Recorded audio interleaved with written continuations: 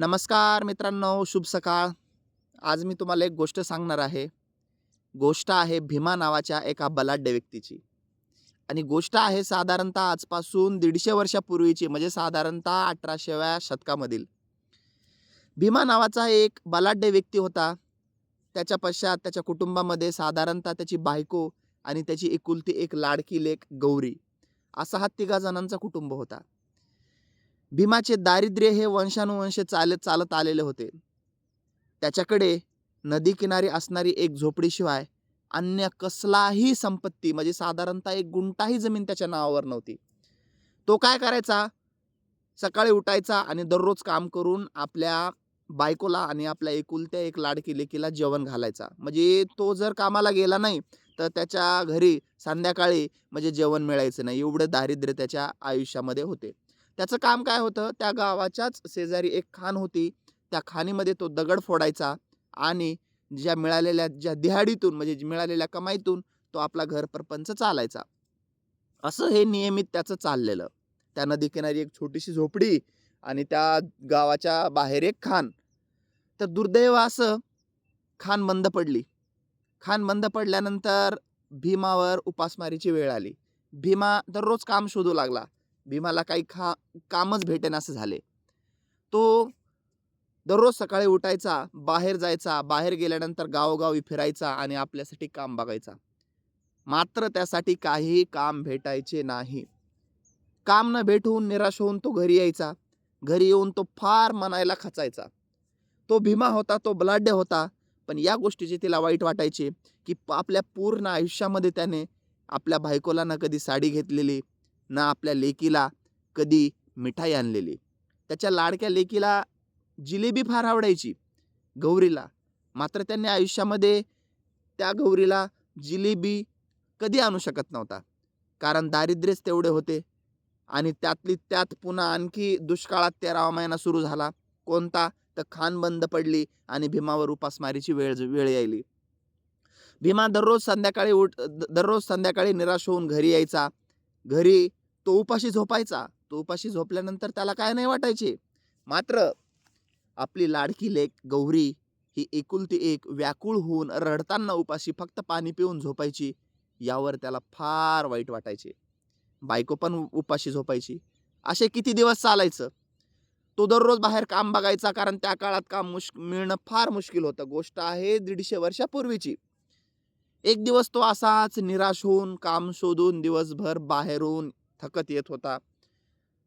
आपल्या झोपडीजवळ जाणार होता. त्याच्या आधीच तो संध्याकाळी आज पण काही काम मिळालं नाही, आज पण काही पैसे मिळाले नाही. म्हणून ह्या तोंडानं कसं जाऊ म्हणून तो निराश होऊन संध्याकाळच्या वेळेला त्या झाडाकिनारी बसला होता. झाडाकिनारी बसल्यानंतर संध्याकाळची वेळ होती आणि संध्याकाळच्या वेळेमध्ये सूर्यप्रकाश असा त्याच्या म्हणजे मावळता सूर्य होता. मावळता सूर्य असल्यानंतर तो झाडाखाली बसला होता आणि ज्या झाडाखाली बसला होता त्या झाडाच्या समोरच एक स्मशान होते. त्या स्मशानामध्ये प्रकाश पडला आणि त्या स्मशानामध्ये त्याला काहीतरी चमकताना दिसले. भीमाला वाटलं काहीतरी चमकत असेल, खडा वगैरे काहीतरी. भीमा उठला, त्या स्मशानाकडे गेला. काय चमकतोय तिथं? ते राख वगैरे, हात वगैरे त्यांनी बाजून केले, तर त्याला एक सोन्याची अंगठी सापडली. अरे, सोन्याची अंगठी! भीमा फार खुश झाला, फार आनंदी झाला. पटकन तो बाजारात गेला, गावी गेला, शहरी गावी गेला. त्याने ती अंगठी मोडली, अंगठी विकली आणि त्याला भरघोस असा पैसा आला. आयुष्यामध्ये त्याने कधी न घेतलेली आपल्या बायकोसाठी चांगली साडी घेतली. आपल्या लाडकी लेक एकुलत्या एक लाडकी लेक गौरीसाठी त्यांनी अंगठी घेतली.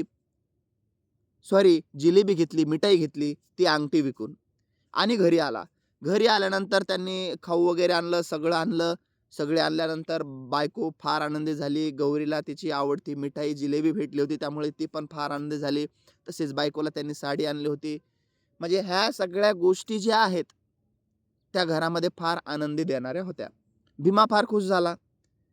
बायको पण फार खुश झाली. पण ही गोष्ट कुठपर्यंत होती? जिथपर्यंत त्या अंगठीचे पैसे संपत नव्हते तिथपर्यंत होती.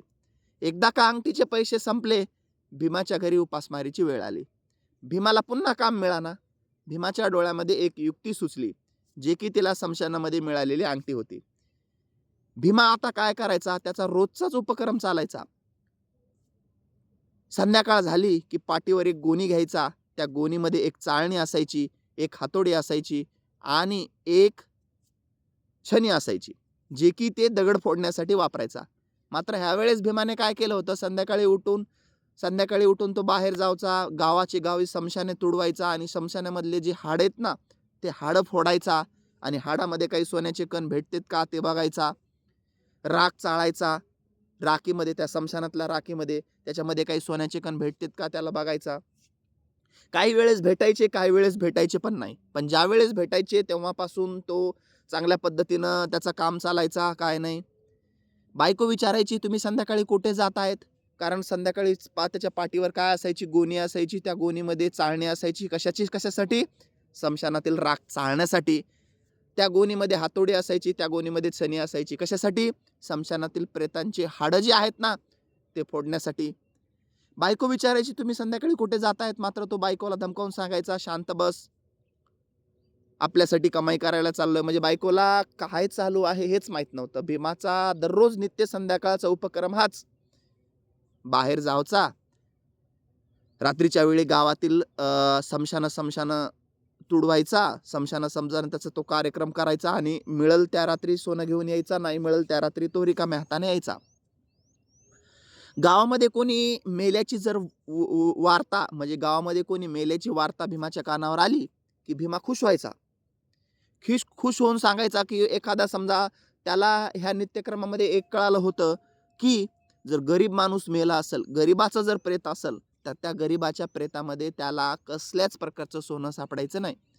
मात्र जर श्रीमंताचं प्रेत असेल, तर श्रीमंताच्या प्रेतामध्ये भीमाला काही ना काही सापडायचं.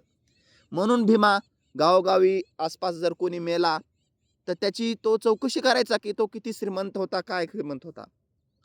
आणि जर तो श्रीमंत असेल, तर तो खुश व्हायचा आणि गरीब असेल तर नाराज व्हायचा. हे असं नित्यक्रम चालू असताना तो आपल्या बायकोला सांगायचा, काय? "अगं, मरावं तर श्रीमंतानं आणि जगावं तर गरिबानं." कारण काय भीमाला माहीत, एक दिवस असंच सकाळी भीमा आनंदानं टनकन उडी मारला. का आनंदानं टनकन उडी मारला? कारण गावातील जो सावकार होता, म्हणजे सगळ्यात जास्त संपत्तीचा माणूस, तो मृत्युमुखी पडला. म्हणजे गावातल्या सावकाराच्या मृत्यूची बातमी भीमाच्या कानावर आली आणि भीमाला काय करावं आणि काय नाही होऊ लागलं. म्हणजे भीमाला भरपूर आनंद झाला. भीमाला वाटलं, की आता आपल्याला भरपूर सारं सोनं भेटणार आहे. तो संध्याकाळ व्हायची वेळ बघू लागला, संध्याकाळ व्हायची वाट बघू लागला. कधी एकदा संध्याकाळ होती आणि कधी एकदा मी आजचा कार्यक्रम आहे तो फत्ते करतो. माझे काम फत्ते झाले, की मला आयुष्यभर कमाईची बघायचं काम नाही. कारण गावातला सगळ्यात श्रीमंत व्यक्ती, गावातला सावकार आहे, तो मृत्युमुखी पडला. याचा अर्थ भरपूर सारं सोनं त्याच्या प्रेतामध्ये टाकणार आहे आणि भरपूर सारं त्याला भेटणार आहे, भरपूर सारी कमाई त्याला होणार आहे. ह्या आनंदामध्ये तो फारच खुश होता. कधी का एकदा संध्याकाळ होती आणि कधी का त्याच्या त्या पाठीवरती काय, ती छणी असल, ती हातोडी असल, ती चाळणी असल आणि ती गोणी असल, हे घेऊन तो जायचा. झाली एकदाची संध्याकाळ, पण भीमाला कळालं, की ह्या वेळेस सावकाराचं जे प्रेत आहे ना, ते जाळलं नव्हतं. ते खड्डा खांदून पुरला होता. त्यामुळे ह्यावेळेस भीमाने काय केलं, सोबत टिकाऊ आणि त्या सगळ्या गोष्टी घेऊन गेला. रात्रीची वेळ होती, अमावास्येची वेळ होती, काळोख्याची रात्र होती. भीमाने ते टिकाऊ घेऊन त्या स्मशानाकडे, ते सावकाराच्या प्रेताकडे गेला आणि ते जे खड्डा आहे, तो अत्यंत वेगाने उकरू लागला. ह्यावेळेसची गोष्ट वेगळी होती. ह्यावेळेस पहिल्यांदाच असं झालं होतं, की प्रेत हे जाळलं नव्हतं, तर पुरलं होतं. मात्र भीमाने काय केलं, भीमाने टिकाऊने ते प्रेत उकलण्याचं काम अत्यंत वेगाने सुरू केलं. कारण ह्यावेळेस गोष्ट वेगळी होती, अमावास्येची रात्र होती. जशा पद्धतीने तो उकरू लागला, तशा पद्धतीने त्याला वेळ जाऊ लागला. वेळ गेल्यानंतर ज्या प्रेताचा वास आहे, म्हणजे जशा पद्धतीने त्याच्यामधली जी माती वर येऊ लागली, तशा पद्धतीने त्या प्रेताचा वास त्या आजूबाजूच्या परिसरामध्ये पसरू लागला. आणि साधारणतः त्या जंगलामध्ये जे प्रेत पुरलं होतं, तिथूनच काही कोल्हे होती. कोल्ह्यांपर्यंत तो वास गेला. कोल्ह्यांची जी कोल्ह्यांची टोळी असते, ती भीमावर हल्ला करण्यासाठी आली. मात्र भीमाच. हत्तीसारखा बलाढ्य, चित्यासारखा वेगवान, हार मानणाऱ्यातला नव्हता. त्यांनी त्या कोल्ह्याच्या टोळीला हिसकावून लावलं, पळवून लावलं, धुडपून लावलं. मात्र त्या कोल्ह्याच्या टोळीने त्याच्यावर काहीतरी हल्ले केले होते. भीमाचे अंगावर वगैरे खरचटले होते, रक्त वगैरे निघालं होतं. मात्र भीमा हार मानणाऱ्यातला नव्हताच. त्यांनी अत्यंत वेगानं काय करू लागला, ती माती काढू लागला. सावकाराचं जे प्रेत आहे तो बाहेर काढू लागला. एकदा कसं त्याने सावकाराचं प्रेत बाहेर केलं, म्हणजे बाहेर काढला, की कोल्ह्याची जी टोळी आहे ना, दुसरी टोळी, ती आणखी वेगाने त्याच्या भीमावर हल्ला करण्यासाठी येऊ लागली. आता भीमाच्या एका हातामध्ये काय होतं, सावकाराचं प्रेत होतं आणि एका हाताने तो त्या कोल्ह्यांशी लढत होता, कोल्ह्यांशी झुंज देत होता. या सर्व प्रक्रियेमध्ये भीमाच्या अंगावर फार सारे जखमा झाल्या होत्या. भीमाच्या अंगाचे लचके तोडले गेले होते. कोणी? कोल्ह्याने. मात्र भीमा तो भीमाच, हार मानणाऱ्यातला नव्हताच आणि त्याला माहित होतं की आजचं काम मी जर फत्ते केलं की माझी आयुष्यभराची कमाई आहे. सावकाराला ज्या पद्धतीनं पुरलं होतं, ज्या पद्धतीनं सावकाराच्या तोंडामध्ये सोनं ठेवलं होतं. भीमाला हे माहित होतं, कारण तो अंत्यविधीला गेला होता की सावकाराच्या तोंडामध्ये भरपूर सारं सोनं ठेवलेलं आहे. भीमाने काय केलं, पटकन सावकाराचं तोंड उघडलं, म्हणजे सावकाराच्या प्रेताचं पटकन जबडा उघडला आणि मध्ये हात घातला. मध्ये हात घातल्यानंतर जी प्रेताचं नियम असे किंवा प्रेताची ॲनाटॉमी अशी आहे, तुम्ही तो प्रेताचं जे तोंड आहे, ती पहिली गोष्ट एक तर निघतच नाही, म्हणजे जी आहे ती. भीमाने बलाढ्य ताकदीने ते तोंड काढलं, मात्र हात घातल्यानंतर जे त्याचं तोंड आहे, त्याच्या तोंडामध्ये भीमाचा हात अडकला. भीमाचा हात अडकल्यानंतर पंचायत सुरू झाली. काय करावं काय नाही, तो हातच बाहेर निघाला. भीमाचा हात सावकाराच्या तोंडात, मात्र भीमाच्या हातामध्ये सोन्याचा गोळा, जो की सावकाराच्या प्रेताच्या तोंडामध्ये ठेवलेलं होतं. ही जी सगळी प्रक्रिया सुरू होती, ही प्रक्रिया अमावस्याच्या अंधाऱ्या रात्री सुरू होती. कोल्हे येत होते, त्याच्यावर हल्ले करत होते आणि हा जो 2-4 घंट्याचा जो नित्यक्रम सुरू होता, ह्या नित्यक्रमपर्यंत जो कोल्ह्यांचा आवाज आहे, त्या सगळ्या प्रक्रियेचा जो गोंधळ आहे, तो गावांपर्यंत जाऊन पोहोचला होता आणि गावातील लोक कंदील घेऊन त्या जंगलाच्या दिशेने येत होते की काय विषय काय नाही. भीमाला काय करावं काहीच कळेना. कोल्हे तर अंगावर हल्ले करत आहेत, अंगावर पूर्ण रक्तबंबाळ अंग झालेलं आहे भीमाचं, पण भीमाला हार मानायची नव्हती. काय करावं काय नाही सुधरत नव्हता. ह्या सगळ्या गोष्टी येत होता आणि भीमाचा हात बाहेरच निघत नव्हतं. भीमाला पर्याय नव्हता, कारण गावातील लोक त्या स्मशानाकडे येत होती.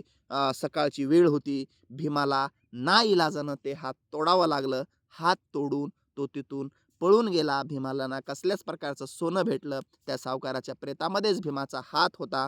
सकाळ झालेली होती. सकाळ झालेला असताना तो भीमा रक्तबंबाळ होऊन आपल्या त्या नदीच्या किनारी असणाऱ्या झोपडीची जो दार आहे, त्या दाराला ठोठावतोय. ठोठावल्यानंतर मधली जी बायको आहे, ती बायको बाहेर येते, दार उघडते.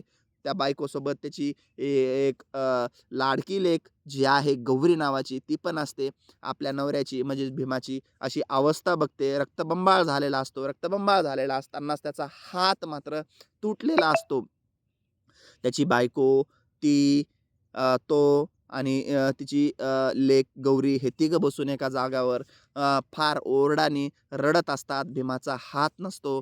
भीमाने आतापर्यंत पाठीमागे काय केलं, तो संध्याकाळी कुठे जात होता, आज माझ्यासोबत काय घडलं, हे सगळं आपल्या बायकोला सांगितलं.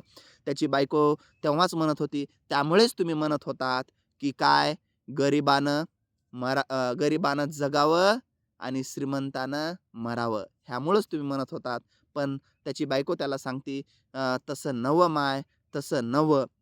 जगावं तर मेहनत करून स्वाभिमानानं आणि मरावं तर नाव कमवून, असं नाही. तर ह्या सगळ्या ज्या गोष्टी आहेत, त्या सगळ्या गोष्टी घडल्या. भीमा डसाडसा रडत होता. भीमाने, त्याच्या बायकोनी, भीमाने स्वतःने ठरवलं की इथून पुढं मी ह्या गोष्टी कसल्याच प्रकारच्या करणार नाही. ह्या गोष्टी सगळ्या सोडून देईल. आणि दुसऱ्याच दिवशी भीमाच्या कानावर एक बातमी पडते की जो पहिल्यांदा तो ज्या खाणीत काम करत होता ना, ती खाण पुन्हा एकदा सुरू झाली. खाण सुरू झाली. त्यांनी मात्र त्या खाणीत काम जाण्यासाठी तो तयार होता आणि तो उठला आणि त्याची हातोडी आणि छणी घेण्यासाठी जर तो निघाला, मात्र त्याचा हातच त्यावेळेस नव्हता. तो त्याला मेहनत करण्यासाठी, काम करण्यासाठी आपला हातच गमावून बसला होता. तर अशा पद्धतीने ही गोष्ट आहे आणि ह्या गोष्टीचं तात्पर्य एवढंच आहे की जगावं तर स्वाभिमानानं आणि मरावं तर नाव कमवून. जगावं तर मेहनत करून.